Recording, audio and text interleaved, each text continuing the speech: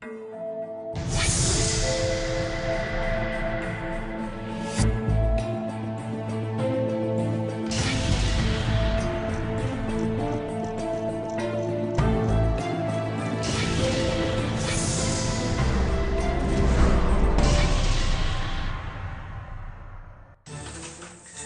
साहिबा, बेगम साहिबा। जी नवाब साहब। सभी बेगमों को बुलाइए, जाइए। देखिए, कराची से जहाज आ पहुंचा है। आप सब लोग निकलिए, हम भी आते हैं। जाइए जाइए, आप भी जाइए, जाइए।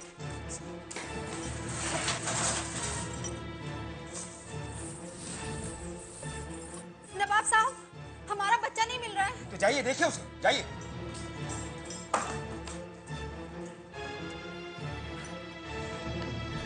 कम कम कम tiger, come.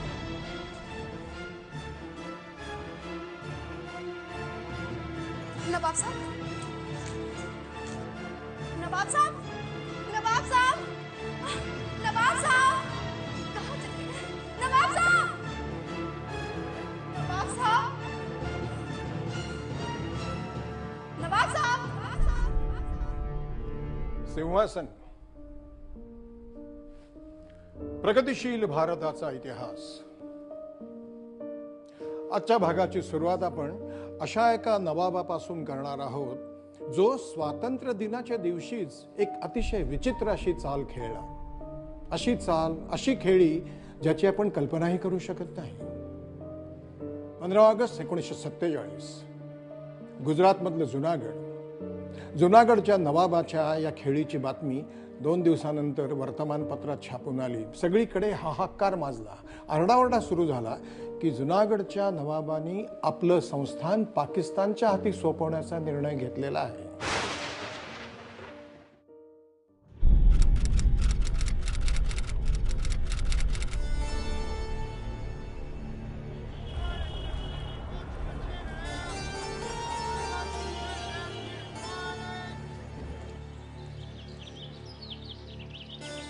The government of Junagadh, after anxious consideration and the careful balancing of all factors, the government of state has decided to accede to Pakistan and hereby announces its decision to that effect.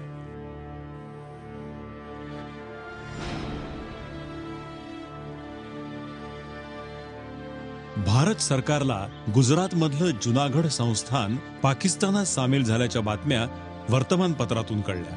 आता जुनागडच्या 3337 square मैल जमिनीवर पाकिस्तानचा हक्क असेल। या निर्णयामुळे जुनागड संस्थानमधील 6,70,000 जनता देखील पाकिस्तानच्या हातातली प्यादी झाली होती आणि जुनागडचे नवाब या कारस्थानाच्या मागे होते, नवाब मोहम्मद महाबत खानजी।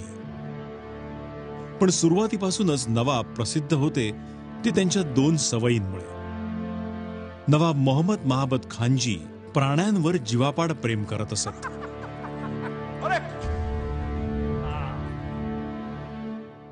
याबद्दलच्या त्यांच्या आठवणी कराचीत स्थायिक झालेले महाबत खानजीचे नातू सांगतात। जी हाँ, उन्हें जानवरों से बेतहाशा मोहब्बत थी और उसमें जो फोरमोस्ट थी उनको मोहब्बत वो डॉग्स से थी, कुत्तों से, और इसके बाद तमाम जानवर उन्हें पाले हुए थे। तो एक भैंस भी थी उनकी जिनसे वो बहुत मोहब्बत करते थे। वो रोज़ शाम को जाके शक्कर खिलाया करते थे। उसका नाम माया था। तफी, सुन, हम तुम दोनों की शादी करवाएंगे हैं? कम तफी। अरे तफी। नवाब मोहम्मद मोहब्बत खानजी। नवाब मोहम्मद खानजी यांच्या या शानशौकीची चर्चा दूरपर्यंत पोहोचलेली होती। त्यांनी त्यांच्या दोन्ही कुत्र्यांची लग्न म्हणे अगदी धडाक्यात लावली होती। बँड बाजा, ढोल ताशा सहित ही लग्न लावली गेली आणि या शाही कुत्र्यांच्या शाही लग्नाची सरकारी सुट्टी जाहीर केली होती म्हणे। नवाब होते त्यामुळे अशक्य काहीच नव्हतं। नवाब मोहम्मद खानजी यांची अजून एक भानगड होती, त्यांना नाच गाण्याचाही छंद होता।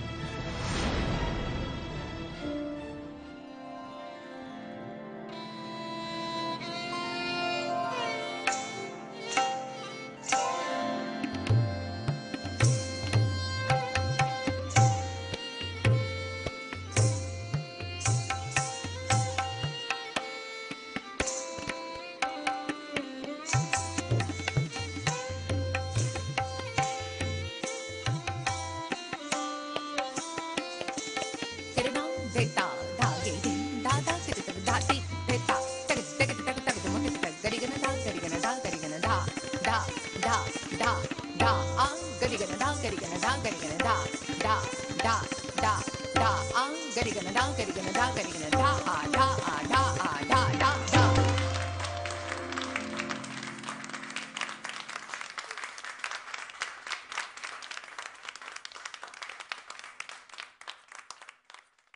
उनको जो गुजराती म्यूज़िक था उससे बड़ा लगाव था और यहाँ तक कि ये भी होता था कि एक पूरा उनने एक कॉन्सर्ट हॉल बनाया हुआ था सरदार बाग पैलेस के अंदर, तो वहाँ वो ड्रामास करते थे और वो लाइव ड्रामास होते थे और उसके अंदर जितने कॉस्ट्यूम्स और तलवारें और ज्वेलरी और जो तमाम होता था वो सब ओरिजिनल हुआ करता था, सब रियल होता था और वो गुजराती के अंदर होते थे ड्रामास।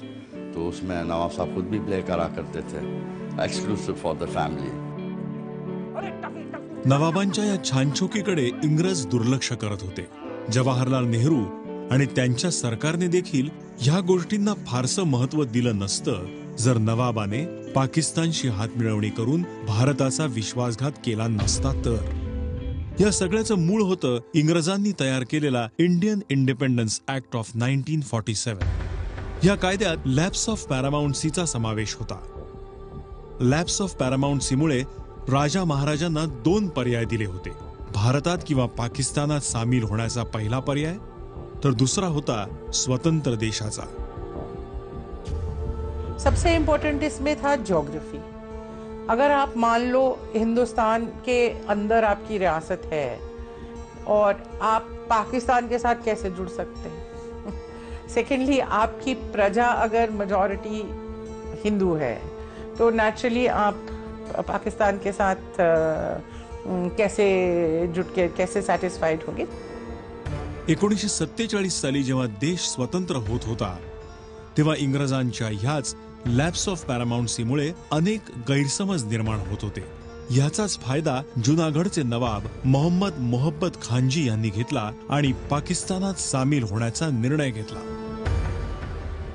पावर्स जो थे, जो वेस्ट करते थे, निजाइनस नवाब मोहब्बत खान जी, रूलर ऑफ जूनागढ़ स्टेट, उनने वो पावर्स को एक्सरसाइज करते हुए पाकिस्तान के साथ 15 सितंबर को एक इलाक के ऊपर दस्तखत किए।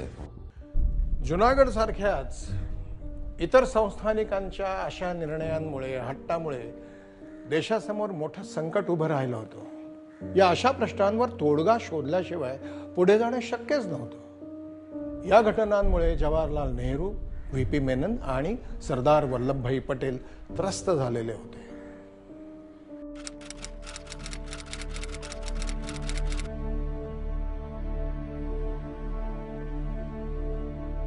आज हमें फैसला करना है कि हमारे शरीर में पड़े जूनागढ़ के घाव को रिसने दे, सड़ने दे,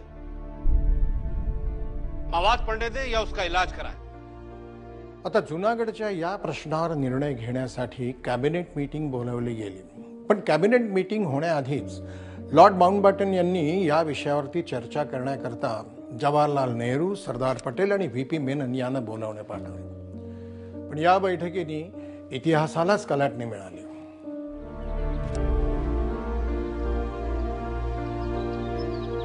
मिस्टर माउंटबॅटन, सरदार की बातें सही है। क्या यह सही नहीं है कि पाकिस्तान जूनागढ़ के वेरावल में बंदरगाह को डेवलप करने और 25,000 सैनिकों का ठिकाना तैयार करने के लिए नवाब को 8 करोड़ रुपए दिए? मिस्टर माउंटबॅटन, जिन्ना के इस ब्लैकमेलिंग का कहीं तो अंत होगा। Mr. Nehru, as my readings on the situation goes, it is essentially a trap and teasing on the part of Jinnah. Lord Mountbatten, more than anything else, this is blackmailing. आप जब तक जूनागढ़ में फौजी कार्रवाई नहीं करेंगे, अपनी फौजें नहीं भेजेंगे, तब तक पाकिस्तान की ब्लैकमेलिंग से आप नहीं बच सकते। हाँ, मेरा तो यह भी मानना है कि हमें जूनागढ़ के लिए कोई सख्त कार्रवाई करनी चाहिए, वरना हमारी नरमी, उसकी कीमत हमें कश्मीर में, हमें हैदराबाद में चुकानी होगी। Military action, what you are suggesting, Mr. Patel, is like falling into the trap of Jinnah. clearly on face value, the state of Junagadh is worthless to him. It is an impossible military liability. हिंदुस्थानचे पोलादी पुरुष सरदार वल्लभभाई पटेल हे सैनिकी कारवाईच्या बाजूने होते, तर Lord Mountbatten हे नेमके त्यांच्या विरोधात. लॉर्ड माउंटबॅटन यांच्या मतानुसार जुनागड हा पाकिस्तानच्या हातचा एक फक्त मोहरा होता. पाकिस्तानचं खरं लक्ष होतं काश्मीरवर. जुनागडमध्ये हिंदूंची संख्या अधिक असल्यामुळे नवाब पाकिस्तानशी जोडण्याचा निर्णय घेऊ शकत नाहीत अशी हिंदुस्थाननी भूमिका घेतली, तर पाकिस्तान या भूमिकेचा विरोध करून अशी भूमिका घेऊ शकतो की काश्मीरमध्ये मुसलमानांची संख्या अधिक असल्यामुळे काश्मीरचा राजा हिंदुस्थानात विलीन होण्याचा निर्णय कसा घेऊ शकतो. देशाचे पहिले गृहमंत्री सरदार वल्लभभाई पटेल स्वतः गुजरातचे होते. त्यांच्यावर देशातल्या सगळ्या संस्थानिकांना जोडून ठेवण्याची जबाबदारी होती, कारण सरदार पटेल ह्या संस्थानिकांच्या प्रश्न हाताळणाऱ्या विभागाचे मंत्रीही होते. जुनागड बद्दल माउंटबॅटन यांनी केलेली सूचना पटेलांनी मान्य केली. यामुळे जुनागडवरची सैनिकी कारवाई टळली. माउंटबॅटन साहब, मैं मानता हूं जूनागढ़ पे कोई भी सैनिक कार्रवाई अगर हम करें तो उसकी कीमत हमें कश्मीर में चुकानी पड़ सकती है. इसलिए कम से कम हमें जूनागढ़ की सरहदों पे चौकसी और नाकाबंदी बढ़ा देनी चाहिए. इससे वहां के नवाब को सबक मिलेगा, उसकी अकल ठिकाने आएगी. माउंटबॅटन बरोबर झालेल्या चर्चेत नाकाबंदीचा निर्णय घेतला गेला, पण त्याही आधी नेहरूंच्या सांगण्यावरून व्ही.पी. मेनन यांना जुनागडला पाठवण्याचा निर्णय घेतला होता. याचं मुख्य कारण होतं जुनागडच्या त्या भूमिकेमागे नेमकं कोण होतं हे शोधून काढणं. खुद्द नवाब की त्यांचे दिवाण शाहनवाज भुट्टो. शाहनवाज भुट्टो पाकिस्तानच्या पूर्व पंतप्रधान बेनजीर भुट्टो यांचे आजोबा होते.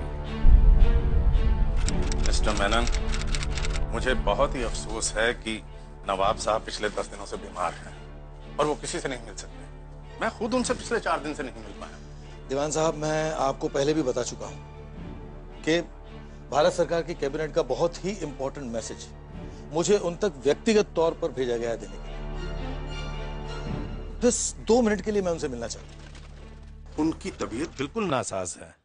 It is absolutely impossible for you to see him. If it is impossible for me to have an audience with His Excellency the Nawab, then may I have the opportunity to meet the Nawab Zada of Junagadh. देखिए, मुझे लगता है कि in हालात में मेरी मुलाकात नवाबजादा साहब से हो जाए तो अच्छा रहेगा. दरअसल इन दिनों वो क्रिकेट में इतने मशगूल हैं कि उनसे मुलाकात करना काफी मुश्किल होगा. नवाबांच्या आजाराचं कारण सांगून दिवाण शाहनवाज भुट्टो मेनन यांची प्रत्येक गोष्ट टाळत होते. शाहनवाज भुट्टोशी बोलणं म्हणजे वेळ वाया घालवणं हे लवकरच मेनन यांना उमगलं.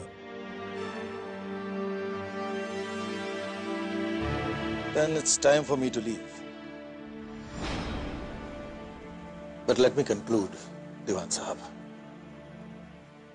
जूनागढ़ के नवाब साहब के फैसले को लेकर काठियावाड़ की जनता बहुत ही गुस्से में. अगर उनका गुस्सा नहीं थमा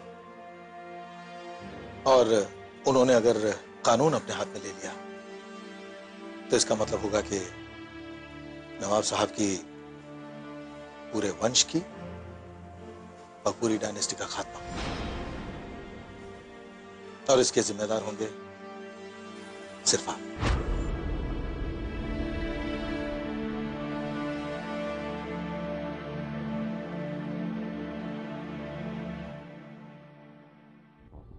जुनागडमध्ये चर्चेसाठी गेलेल्या व्ही.पी. मेनन साहेबांच्या हाती फारसं काही लागलं नाही.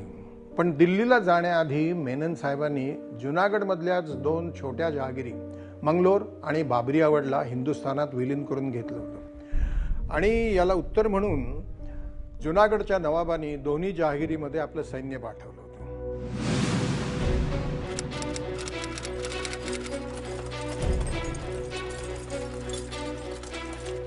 सर, मंगरोल और बाबरियावाड़ में जूनागढ़ के नवाब ने अपनी फौजें भेज दी हैं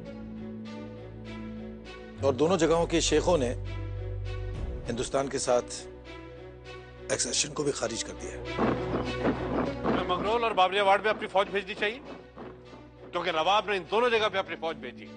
it's an act of aggression. Bharat के खिलाफ युद्ध है ये। Mountbatten, if you agree, Babariawad और मंगरोल पर किसी सैन्य कार्रवाई का जवाब देने के लिए हम अपने कमांडर इन चीफ को तैयार रहने का ऑर्डर अभी देते हैं।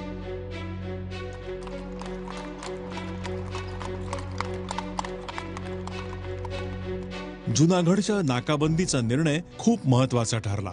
पंतप्रधान नेहरूंच्या निर्णयानुसार 24 सप्टेंबरला जुनागडची घेराबंदी सुरू झाली होती।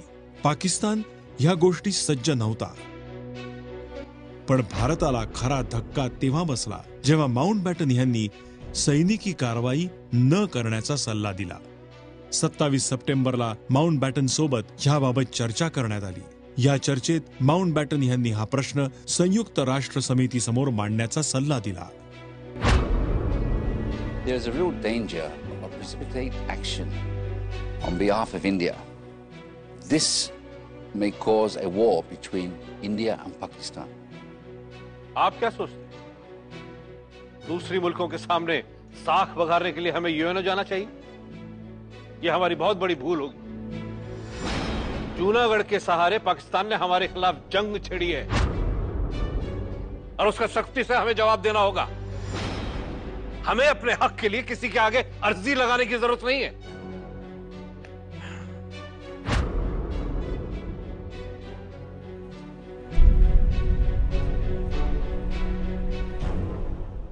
स्पष्ट बात हो रही थी कि ब्रिटिश का अपना इंटरेस्ट क्या है। इसे कहते हैं कि रिट्रीटिंग कॉलोनियल पावर भी तो अपने इंटरेस्ट रखेगी।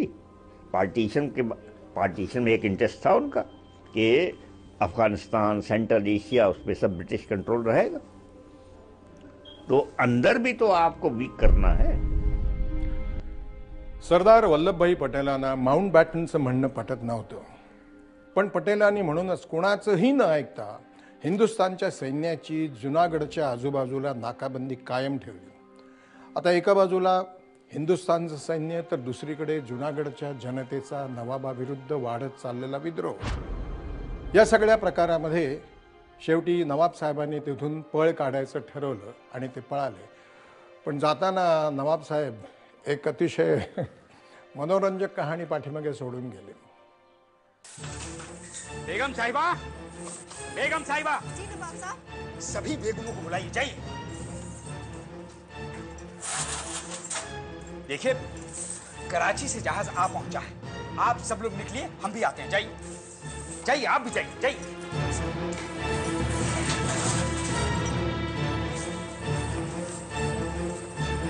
नवाब साहब, हमारा बच्चा नहीं मिल रहा है। तो जाइए, देखिए उसे, जाइए।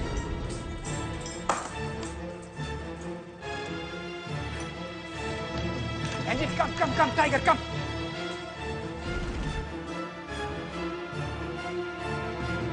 नवाब साहब, नवाब साहब, नवाब साहब, नवाब साहब, कहाँ चले गए? नवाब साहब, नवाब साहब, नवाब साहब। असं म्हणतात की जुनागडचे नवाब आपल्या पत्नीला आणि मुलाला इथे जुनागडच्या महालात सोडून पळून गेले आणि विमानातून कराचीला आपल्याबरोबर एका कुत्र्याला मात्र घेऊन गेले। आता हा पाठीमागचा सगळा जुनागडचा कारभार सांभाळण्याकरता मागे उरले होते फक्त जुनागड नवाबाचे दिवाण शाहनवाज भुट्टो।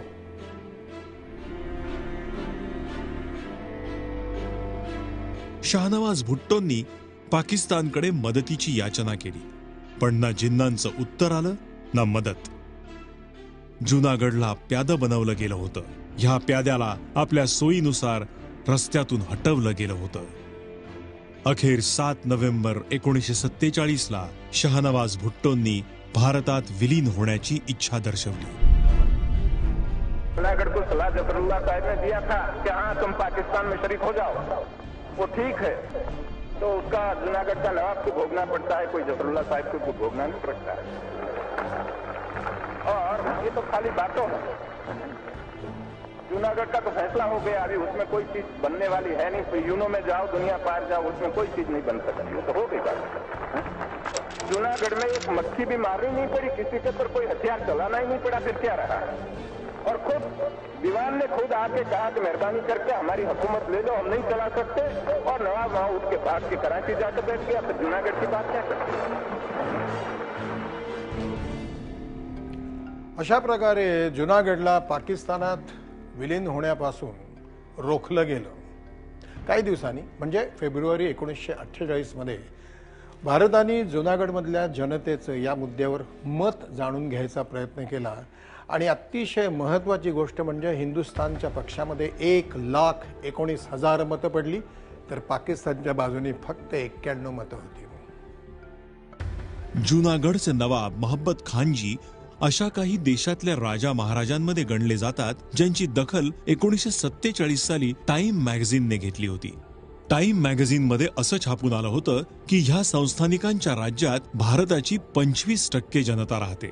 या सगळ्या राजा महाराजांकडे जवळपास 11 उपाधी, 6 बायका, 13 मुलं आणि 4 रोल्स रॉयस गाड्या असत। यातल्या अनेक मोठ्या संस्थानिकांनी इंग्रज गेल्यावर एका स्वतंत्र देशाचं स्वप्न पाहिलं होतं आणि ह्याची घोषणा सगळ्यात आधी केली होती ती दक्षिणेतल्या त्रावणकोर संस्थानाने।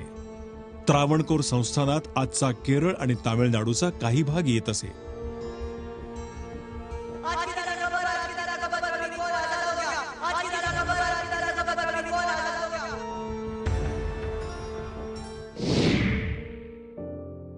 प्रिय सरदार पटेल, मैं इस बात पर अब पर्दा डाले रखना नहीं चाहता। जब विवाद चल रहा था तब अपनी रियासत को आजाद बनाए रखने के लिए मैंने तमाम कोशिशें की। अब मैंने हार को मान लिया है।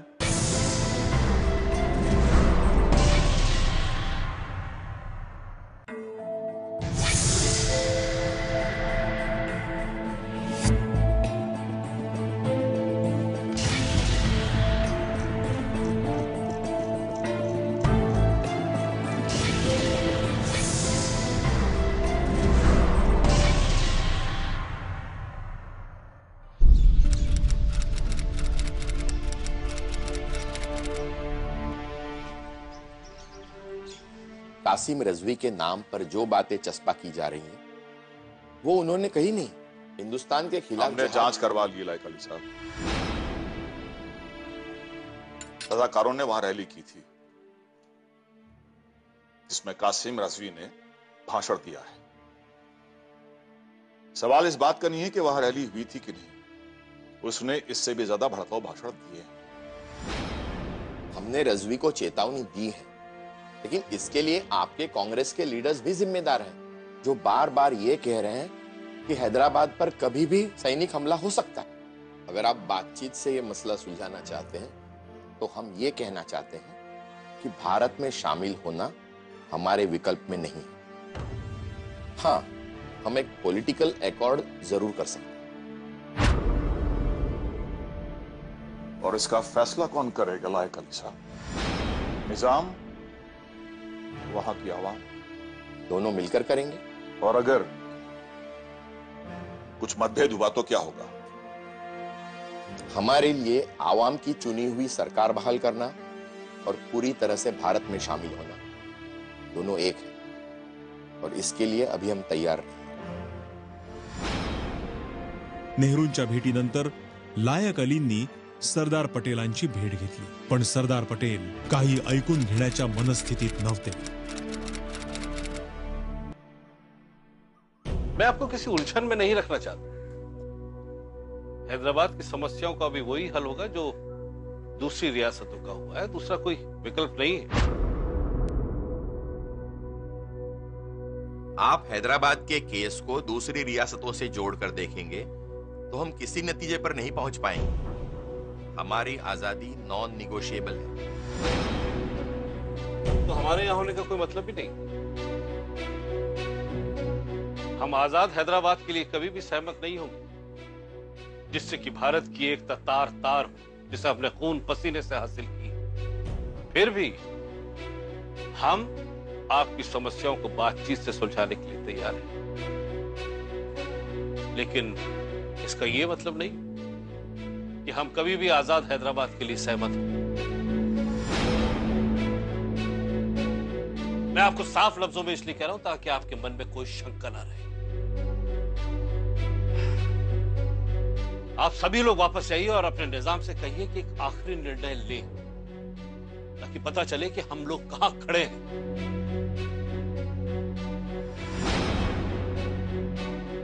हैदराबादचं प्रतिनिधित्व करणारं मंडळ अनेक आश्वासनं देऊन परत गेलं ते ती आश्वासनं विसरायला आणि परत फिरून नवीन मागण्या करायला। भारताला स्वातंत्र्य मिळून 8 महिने उलटून गेले होते, मात्र भारताचा एक भाग असूनही हैदराबादचा दर्जा एका वेगळ्या देशासारखा अबाधित होता।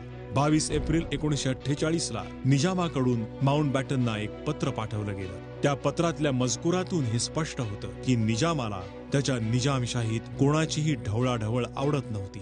पत्रात स्पष्ट उल्लेख होता की त्याचं आणि त्याच्या प्रजेचं नातं ही त्यांची आपापसातली बाब होती।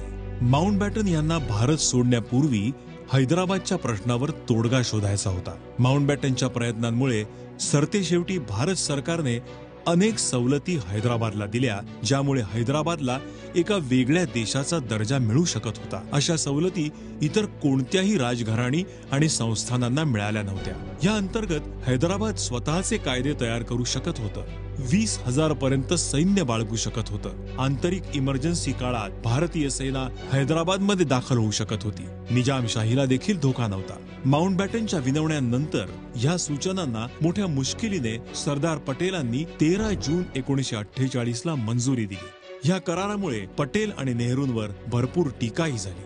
हैदराबाद एक वेगळा देश होण्याच्या मार्गावर आहे का, असे प्रश्नही विचारले जाऊ लागले होते। आता करारावर फक्त निजामाच्या सह्या राहिल्या होत्या। हैदराबादची आता एक वेगळीच ओळख तयार होत होती। निजामाने हैदराबाद करता वेगळ्या दर्जाची मागणी केली आणि ती त्याला मिळालीही, पण निजाम कधीही आपल्या शब्दांवर ठाम नव्हता। त्यांनी दिलेली वचनं कधीही निभावली नव्हती। आता हैदराबादला पूर्ण स्वातंत्र्य मिळाल्याशिवाय कुठल्याही करारावरती स्वाक्षऱ्या होणार नाहीत, असं निजामाने बजावायला सुरुवात केली।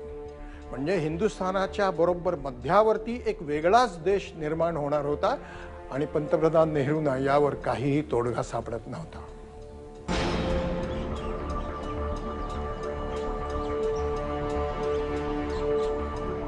देखिए, हमने हैदराबाद को जो प्रस्ताव दिया था उससे ज्यादा कोई और रियायत हम नहीं दे सकते। अब इस मसले पर अब बातचीत का कोई मकसद नहीं रहा। एकीकडे नेहरूंनी प्रेसमधून अशा घोषणा करायला सुरुवात केली की हिंदुस्थानची हैदराबाद बरोबर चाललेली चर्चा, नेगोशिएशन संपली होती। तर दुसरीकडे हैदराबादचे प्रधानमंत्री लायक अली यांनी हैदराबादचा प्रश्न युनायटेड नेशन समोर मांडण्याची धमकी दिली। नेहरूंनी या धमक्यांकडे दुर्लक्ष केलं, तर दुसरीकडे आजारी असल्याने सरदार पटेल आराम करण्यासाठी देहरादूनला गेले होते। हैदराबादच्या निजामांची जिद्द आणि तिथल्या बिघडत जाणाऱ्या परिस्थितीवर सरदार पटेलांनी नेहरूंना काही ठोस पावलं उचलण्याचा आग्रह केला। स्वतःच्या अनेक चुकीच्या निर्णयांमुळे हैदराबादच्या नवाबांनी स्वतःसाठीच नाही तर हिंदुस्थानसाठी सुद्धा अगदी मोजकेच मार्ग मोकळे ठेवलेले होते। आता सैनिकी कारवाईशिवाय हिंदुस्थानकडे दुसरा मार्गच उरलेला नव्हता। 10 सप्टेंबर 1948 सरदार पटेल यांनी हैदराबादच्या नवाबांना एक पत्र लिहिलं, ज्यात त्यांनी हैदराबादला भारतात सामील होण्याची एक शेवटची संधी दिलेली होती।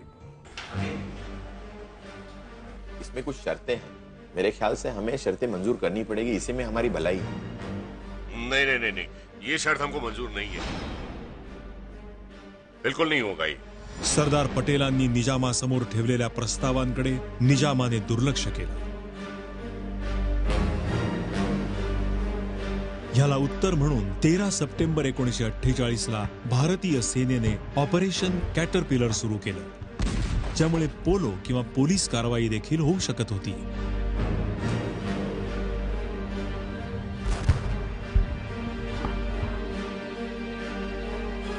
या ऑपरेशनच्या अंतर्गत भारतीय सेनेने हैदराबाद संस्थानावर हल्ला केला. चहूबाजूंनी भारतीय सैन्य हैदराबादच्या सीमेत दाखल झाले. दोन्ही सैन्यात 5 दिवस संघर्ष सुरू होता. 17 सप्टेंबर 1948 ची संध्याकाळ 4 वाजता हैदराबाद रेडिओवर निजाम उस्मान अली बोलू लागला.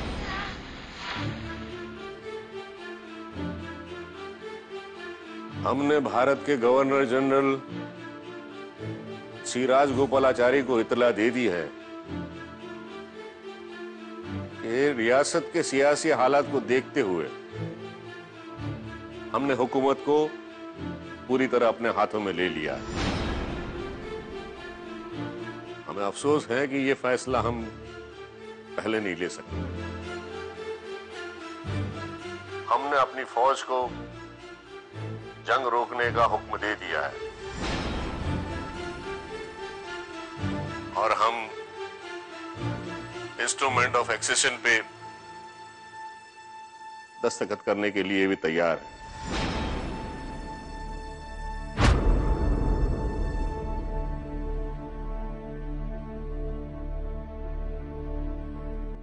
या घोषणेनंतर मात्र निजामाच्या सैन्याने तातडीने हिंदुस्थानी सैन्यासमोर शरणागती पत्करली आणि हैदराबादचं संस्थान कायमस्वरूपी हिंदुस्थानात विलीन झालं. त्या नवाबाच्या मूर्खपणामुळे त्यावेळी अनेक लोक मारले गेले, पण सरदार पटेल आणि नेहरूंनी हिंदुस्थानी औदार्य दाखवलं. विलिनीकरणानंतर मीर उस्मान अली यांना हैदराबाद राज्याचं प्रमुख बनवलं गेलं.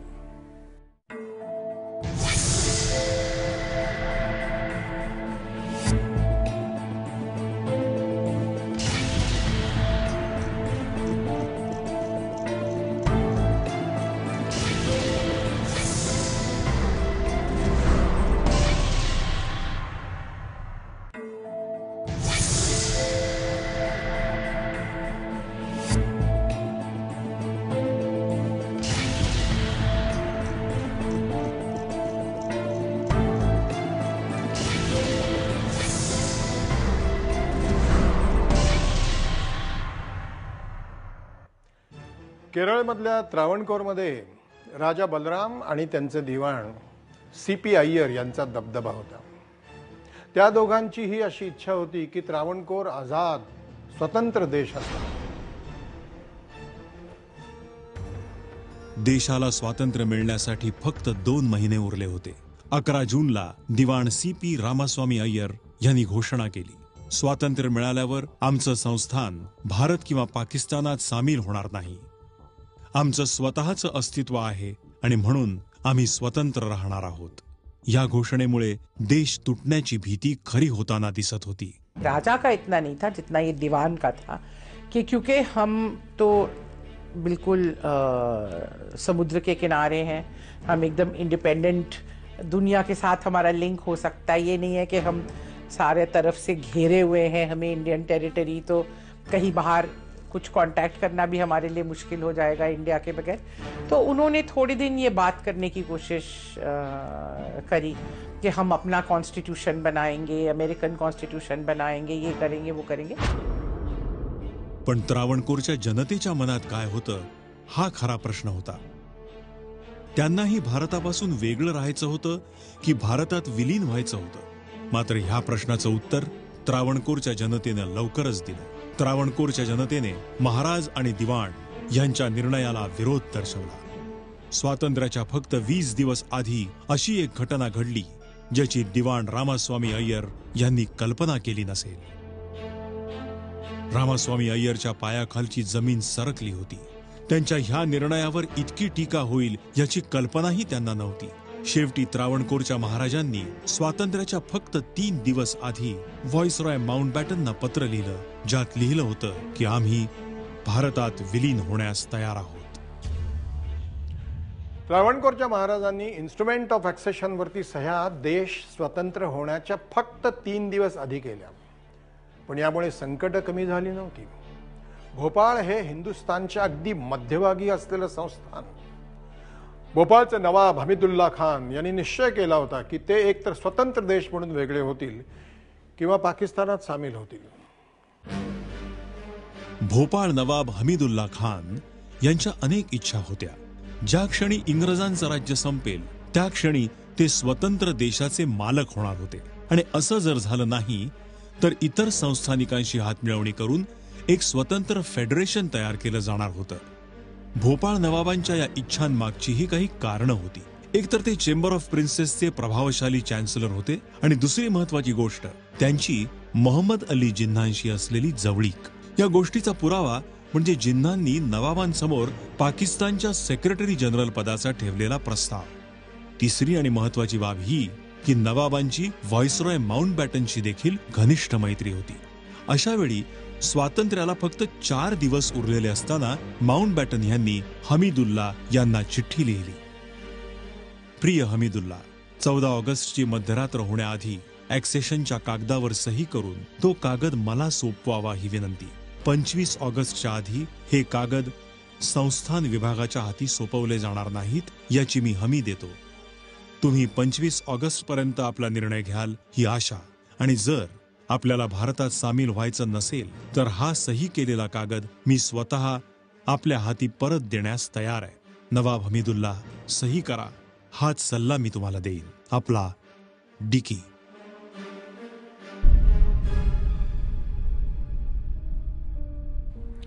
माउंटबॅटनच्या या पत्रामुळे भोपाळच्या नवाबांसाठी एक नवा मार्ग खुला झाला होता. भारतापासून ते वेगळे होऊ शकत होते आणि नेमकी हीच गोष्ट भारतासाठी अत्यंत धोकादायक होती. प्रत्येक दिवस महत्वाचा होता. हैदराबाद, जम्मू काश्मीर भारताबाहेर होते आणि भोपाळकडे व्हाईसरॉय माउंटबॅटनने दिलेला वेगळा होण्याचा पर्याय देखील होताच. भोपाळच्या या अशा वागण्यामुळे नेहरू, पटेल आणि माउंटबॅटन काळजीत असतानाच नवाब हमीदुल्लाकडून सरदार पटेल यांना एक पत्र आलं. या पत्रामुळे परिस्थितीच बदलली. प्रिय सरदार पटेल, मैं इस बात पर अब पर्दा डाले रखना नहीं चाहता. जब विवाद चल रहा था तब अपनी रियासत को आजाद बनाए रखने के लिए मैंने तमाम कोशिशें की. अब मैंने हार को मान लिया है और मैं आपको यकीन दिलाता हूं कि मैं पहले जितना कट्टर दुश्मन था अब उतना ही करीबी दोस्त रहूंगा. आपका नवाब हमीदुल्ला. सरदार पटेल यांनी या पत्राला उत्तर दिलं. पटेल यांनी लिहिलं, प्रिय हमीदुल्ला, मैं ऐसा हरगिज नहीं मानता कि आपके भारतीय संघ राज्य के साथ शामिल होने के निर्णय से आपकी हार हुई है और हमारी जीत. आखिरकार विजय तो सच और औचित्य की हुई है और इसके लिए हमने अपनी अपनी भूमिका अदा की है. आपका वल्लभ भाई पटेल. भोपाळनी हिंदुस्थानात सामील व्हायला होकार दिल्याने एक मोठा प्रश्न मार्गी लागला होता. पण देशासमोरचे प्रश्न त्यांनी काही संपलेले नव्हते. आणखीन एक मोठी समस्या उभी होती आणि ती म्हणजे हैदराबादचे निजाम मीर उस्मान अली बहादूर. निजाम साहेबांनी सांगितलं होतं की कोणत्याही परिस्थितीत हैदराबाद हिंदुस्थानशी जोडला जाणार नाही आणि यामागे त्यांच्याबरोबर होते कासिम रजवी.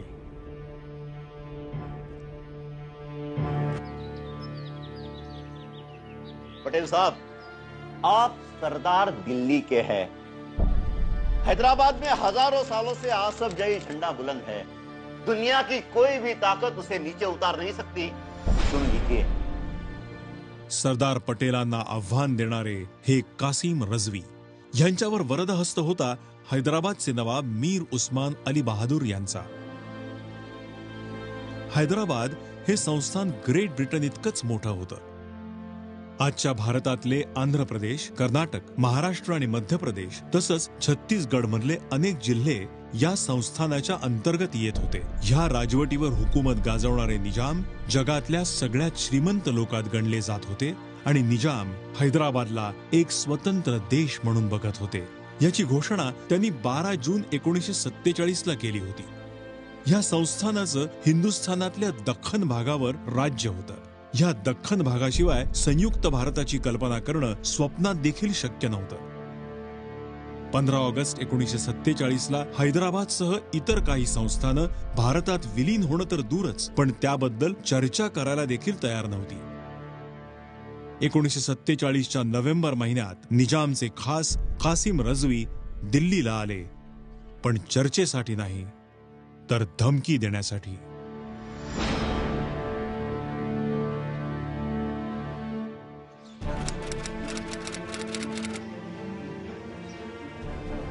पटेल साहब, हमारे निजाम ने साफ साफ कह दिया है, दो मुल्कों में समझौता होता है, वैसे ही समझौता हम आपके साथ कर सकते हैं, आपकी सहूलियत के लिए।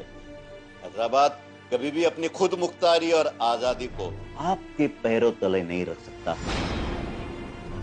बेहतर यही है कि आप अपना ये सपना छोड़ दें। कासिम साहब, चाय। हैदराबाद का इतिहास इस बात की गवाही नहीं देता कि आप कभी आजाद मुल्क रहे। हैदराबाद हमेशा हिंदुस्तान की रियासत रहा है, और अब जब अंग्रेज हिंदुस्तान छोड़ के चले गए, वैसे ही हैदराबाद को अपना निजाम आवाम के हाथ में देना होगा। इसी में आपके और आपके निजाम की भलाई।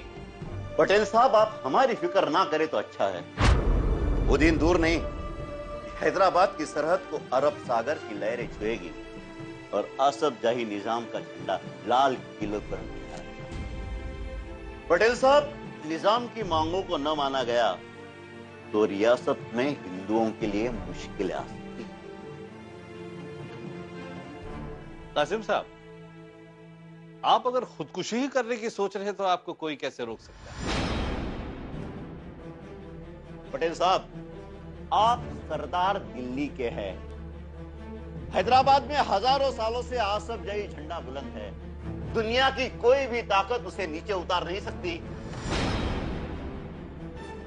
Kashim Rizvi definitely wanted independent Hyderabad. Kashim Rizvi, as per a report in Nizam's period before, I think in 1946, he was committing a number of atrocities. And government of Hyderabad instituted a committee. Committee inquired. Committee came to know Kashim Rizvi is a criminal. Sardar पटेलांची कासिम रझवी बरोबर ही पहिली आणि शेवटची भेट होती.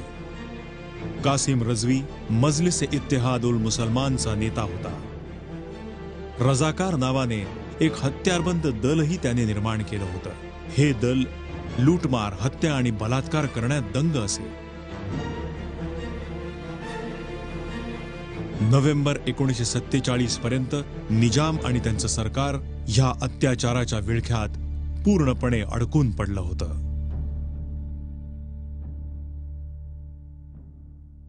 Kashim Rizvi completely cared Hindus will not have any political power. Hindus have to be under Muslim rule. Muslims, only Muslims, a political community, they continue to be there. And that is how he has taken a communal stand. There is a communitarian stand earlier was there. And Kashim Rizvi has a communal stand he has taken in the trained a very big force known as Razakars. या Qasem रझवीनी नवाबाच्या आजूबाजूला आपली माणसं पेरून ठेवलेली होती.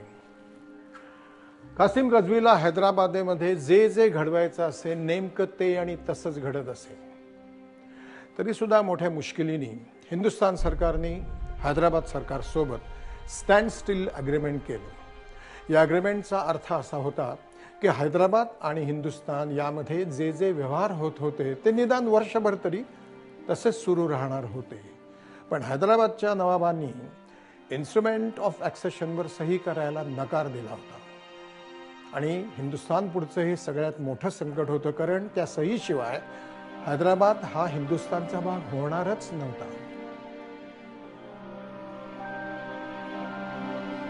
नुकत्याच स्टँडस्टिल अग्रीमेंट्सवर सह्या झाल्या होत्या, तरी देखील हैदराबादने पाकिस्तानला 20 कोटी रुपये उधार दिले. पाकिस्तानकडून हत्यारांची आयात होण्याच्या बातम्या कानावर पडत होत्या.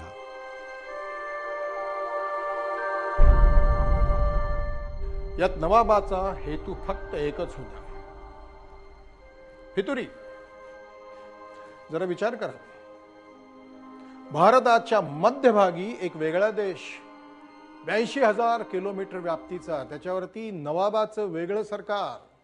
अशा नवाबाचं सरकार की ज्यांनी हिंदुस्थानामध्ये सामील होण्यासाठी आतुर असलेल्या तिथल्या जनतेला, अधिकतर हिंदू जनतेला आपल्या हुकमतीखाली बांधून ठेवलं होतं आणि त्यांच्यावरती दहशत होती तिथल्या रजाकार सैन्याची. हैदराबादमध्ये निम्म्याहून अधिक सरकारी हुद्द्यांवर मुसलमान विराजमान होते. खरं तर तिथे मुसलमानांची लोकसंख्या 1/4 पेक्षाही कमी होती. कासिम रजवीने सरकारी हुद्द्यांवर बसवलेल्या ह्या मुसलमान बांधवांना भीती दाखवली होती की जर निजामांचं राज्य संपलं तर त्यांची परिस्थिती फार बिकट होईल. इकडे काश्मीरमध्ये लढाई सुरू झाली होती. कासिम रजवीला हे समजलं होतं की भारतीय सैन्य काश्मीरमध्ये व्यस्त असताना ते हैदराबादच्या दिशेने येणं शक्य नाही. भारत की फौज हमला कर देगी हम पर, तैयारी चल रही है उनकी. लायक अली साहब, आप हम पर जबरदस्ती ना करें तो अच्छा है. हम जानते हैं हमें क्या करना है, हमारे आवाम के लिए क्या करना है. हमारे नवाब साहब अच्छी तरह से जानते हैं. किसी को कुछ सिखाने की हमें जरूरत नहीं है. तिकडे जवाहरलाल नेहरू आणि त्यांच्या कॅबिनेट मधले अनेक सदस्य हैदराबादवर भारतीय सैन्य धाडण्याच्या विरोधात होते. त्यांच्या मतानुसार अशा कारवाईमुळे दक्षिण भारतात दंगल माजू शकते आणि सैनिकी कारवाईपेक्षा चर्चेने मार्ग निघू शकतो. नेहरू कोई कार्रवाई नहीं करना चाहते थे, इसीलिए कि अगर कोई कार्रवाई करे, क्योंकि निज़ाम ने तब तक कोई इंस्ट्रूमेंट ऑफ एक्सेशन साइन नहीं किया है. नेहरू को ये डर था अगर वो कोई एक्सट्रीम एक्शन लेते हैं तो शायद निज़ाम पाकिस्तान के साथ ज्वाइन कर सकते हैं और एक जंग छिड़ सकता है. दिल्लीत मतभेद निर्माण झाले होते. वातावरणामध्ये तणाव जाणवत होता.